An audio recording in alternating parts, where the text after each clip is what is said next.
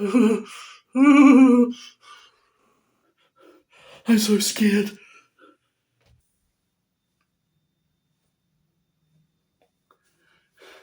You won't believe what just happened to me.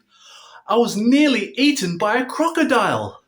But luckily I survived. And now I can tell you the story The Selfish Crocodile by Faustin.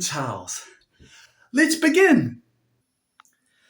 Deep in the forest, in the river, lived a large crocodile. He was a very selfish crocodile. He didn't want any other creature to drink or bathe in the river. He thought it was his river. Every day he shouted to the creatures of the forest, "Stay away from my river! It's my river! If you come in my river, I'll eat you all!" So there were no fish, no tadpoles, no frogs, no crabs, no crayfish in the river. All were afraid of the selfish crocodile. The forest creatures kept away from the river as well. Whenever they were thirsty, they went for miles to drink in other rivers and streams.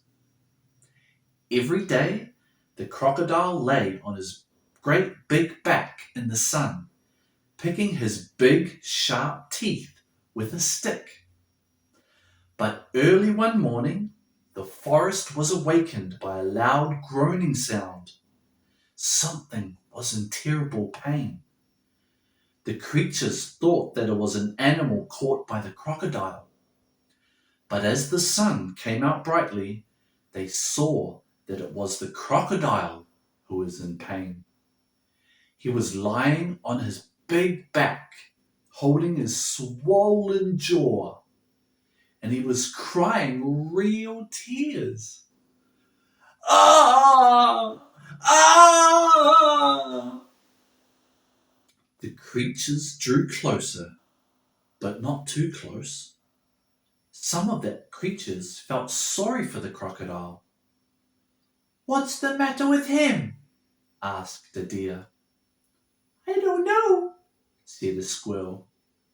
"Maybe he's going to die," chirped a blackbird. "If that happens, it'll be safe to go in the river," grunted a wild pig. The animals thought about this. They hung from branches, they hung from vines. They buzzed in the air and they shook their heads as they watched the great big crocodile in pain.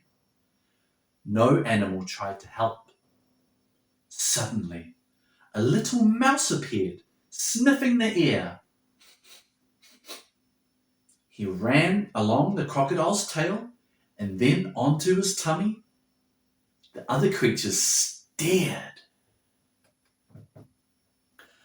"Look at that mouse," chattered a monkey. "He's either very brave or mad. He's going to be eaten for sure," said an iguana. The mouse crept along the crocodile's big neck and into his open mouth. There was a hush in the forest. The mouse got hold of something and pulled and pulled and pulled. Then he put it on his shoulder and walked out of the crocodile's mouth. There was a loud cheer from the astonished creatures. The crocodile sat up and said, "I don't feel any more pain. It's all gone." Then he saw the mouse walking down his tummy, carrying an enormous crocodile tooth on his shoulder. "Your bad tooth was giving you a toothache," answered the mouse, turning round to face the now smiling crocodile. "Do you want it back?" "Oh no, get rid of it. And when you've done that, come back. I'll have a present for you." The mouse went and buried the bad tooth under a tree. And when he returned, the crocodile had a nice juicy nut waiting for him. As the crocodile watched the mouse eating the nut, he said to him, You were very clever, getting rid of my toothache, and kind too. I am so grateful. But what shall I do if my toothache comes back?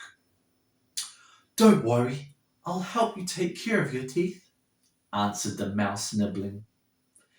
Soon the crocodile and the mouse were the best of friends. And one day, the crocodile sent an invitation to all the animals. Please come to drink and bathe in the river. I won't hurt you. The river belongs to all of us, he said. The creatures weren't afraid to drink and bathe in the river anymore. Although the crocodile was sometimes snappy, they grew to love him. And soon the river was full of fish and tadpoles and crabs and crayfish. That mouse was so nice to help that crocodile with his toothache. Have you ever had a sore tooth before? It doesn't feel very good, does it? And sometimes you even have to go to the dentist. But it's not so scary. Well, I hope you enjoyed this story. I loved reading it to you. Until next time, friends. See you later.